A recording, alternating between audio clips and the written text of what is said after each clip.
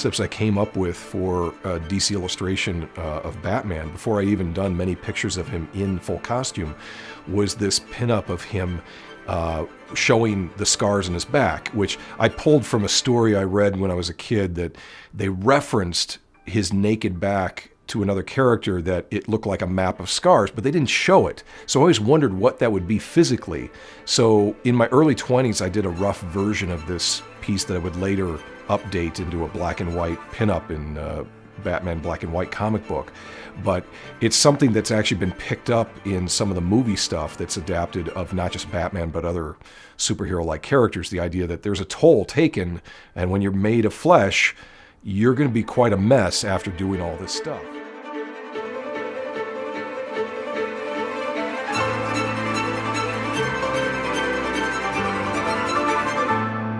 I did a number of cover compositions for Batman before I even started the gig that were just standalone shots of him in various points of posing or action, and I believe this was one that I conceived of him doing sort of a full body dive. In fact, it might also be that it was a bit of a revisitation of a little sketch painting I did of the Batman Beyond character before, and so I was sort of doing it now as the Bruce Wayne Batman in this sort of launching, like a missile shape of him. And luckily, because of that design standing alone, it's removed from whatever was storyline was at that time for the cover it was part of, so that we can still look at this piece today.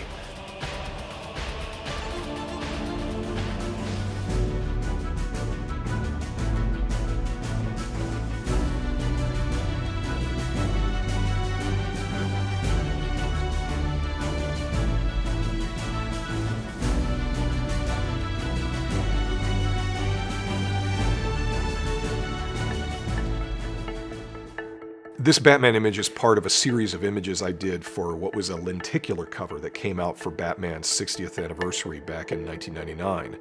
And so I had painted a series of images that were showing sort of a spotlight going across a wall that would catch him in the spotlight for a moment as he reacts to, he's lifting his cape up to block you from getting a full view of him. But then part of the graphic has the cape drop and you see his chest clearly portrayed.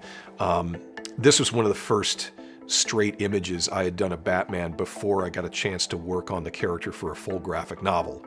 So it's unique in its point of history of when I did it. It's between when I did the future version of Batman in Kingdom Come, where he's wearing a hard armored outfit, and it's before I would start to redefine my own way of doing the character, because I would eventually, with my model, who did pose for me for this exact painting, or series of paintings, I would make a mask based upon a head cast of him where I'd sculpted out exactly how I wanted the mask to look, and I wanted it to look like it was just like makeup on a face, that it wasn't this three-dimensional thing jumping off of a human being, but that it was as close to his skin, like as if a human being becoming Batman is just more of a transformation. It's less about what's plausible and more about what matches what the comics always did, which is they treat costumes as really just naked skin painted. And that's what I thought artistically was desired about Batman, not the practicality of, well, how well will that mask take a gunshot? Like, well, it ain't gonna take a gunshot. It's imaginary in effect.